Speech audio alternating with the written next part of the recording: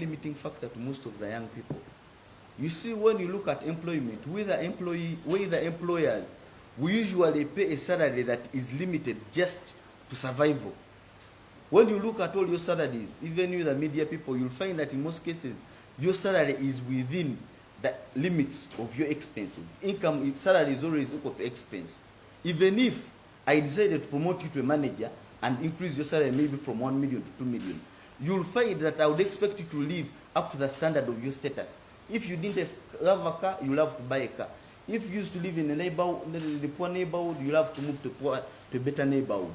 So at the end of the day, you are simply surviving. Not I look at employment as something that should be temporary, for a given period of time, only to accumulate enough income to move into a private business. And when you look at day-to-day prevailing circumstances, you find that circumstances change and prices of all day-to-day things we use go up. But your salaries don't move up in accordance with your salaries, in accordance with your salaries. So at the end of the day, you are simply surviving. A person should have a plan and a projection to move out of employment. And when you stay so long in employment, you get this dependency syndrome, whereby your job becomes your father and your mother. Without it, you can't survive. Yet at a given point in time, I would believe that anyone past the age of 35, employment should be from approximately 25 to at least a maximum of 35. By the age of 35, someone must have started his own private business towards success, not merely survival. In life, we desire to live, not survive. You can comfortably feed on beans and you won't die, but it wouldn't hurt to feed on meat too. So we desire to live, not to simply survive. That's the difference. And maybe if we promote individual development in the long run, as an end result, our country will develop too, because people will have changed their mindset. Another point I talked about in this book briefly was education. When you look at education systems of most societies, I divided it into two. That is the formal education and informal education. Formal education is education got from systems. Like you see curriculums, like you see courses and all that. The essence of an education system is to prepare the students for challenges in the world. But the reality is, God created man self-contained. The strongest weapon against any challenge in life is one's reasoning capacity, and that is attached to nature in most cases. When you look at our education systems, in most cases they are theoretical, and these need to be updated from time to time due to changing prevailing circumstances. Because if you're giving someone an outdated education system, then you won't be ready to face the current challenges today. So an education system should always be updated from time to time.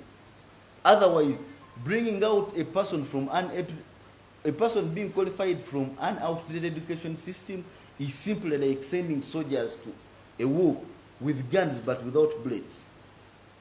So, yet education, if properly managed, it can be a very fundamental factor in development of a nation like Uganda. I also happen to have talked about one of our biggest problems we're having in Uganda today. That is the difference between dealers and we businessmen. The difference is that we businessmen, we do what we call genuine business the way we do it. Dealers, we have formal and informal dealers. Formal dealers are more like insurance brokers, real estate brokers, and forex, stock exchange brokers. The informal dealers, you will find that these are the ones that survive financially by outsmarting others. Actually, they are financial criminals. In most cases, they present a business proposal that looks so promising from the surface, but deep inside, when it's a scam and a con, before you realize that it was actually a con, they've already run off your money. And at times they are too good that you may not even stand to have enough evidence to put a claim in court. This syndrome of dealers has really deteriorated the character and minds of our young generation. We have all these young people in school thinking about fast money. Money is supposed to be a gradual system, one step at a time. I've told you I've been working for the last 15 years. But dealers believe in fast money, deal money. And you see, once they get this deal money, they spend it recklessly, trying to prove or to fit within lives of the rich. A rich person doesn't have to prove himself rich, because rich is what he is. A dealer has to spend extravagantly on all issues, throw around money for him to show the public that sincerely is well off. And on the other issue too, at the same time, he has to spend extravagantly, so that this is one of the mechanisms they use to attract other people with money, so that they can take money from them. I've seen what is happening to foreign dealers in most cases. Once the money is finally out, it is very discomforting and very sad. These boys and girls end up with completely nothing. They end up struggling.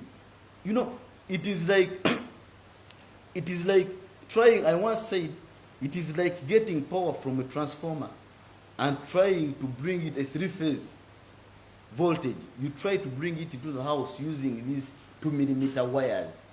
Definitely it will burn. You have to look for wire that has that ability to hold that current. In most cases, money in large volumes with inability to manage it is poisonous to the young minds. That is why they end up completely burnt out. And it is very unfortunate that in most cases, once this money is used up, they would be called friends, all start making fun of them. And in most cases, they even have to move out of their societies and wander out there, because they can no longer survive within these societies. What happens to foreign dealers is... So I encourage all our young generation, please stop thinking about fast money. Life is a gradual process. Simply like once a child is born, it will grow, it will walk, and finally run. If you try to run before crawling, you are bound to fall. So I encourage all the young generation, sincerely, stop believing in deal money and fast money. That is one of the reasons I've written this book. I also tried briefly to give a difference between the rich and the poor, what is being rich, what is being poor, what is being wealthy. I can comfortably tell you that at this particular moment I'm a rich man, but I'm working towards becoming a wealthy man. A rich person is one with a lot of valuable possessions and assets, just like I do. But we equally have a lot of liabilities. A wealthy person is a person who has got a lot, all that I have, but with no liability at all. If a rich person can remove liabilities from his assets, then he becomes a wealthy person. Riches can be measured from the amount of assets you own. Wealth is measured from time. How long can you survive without working? That's the difference. Rich people create jobs, wealthy people create systems. Wealthy people deposit money in banks as fixed deposits for the rich to borrow and start businesses. Actually, to some extent, the rich work for the wealthy. Just like on the other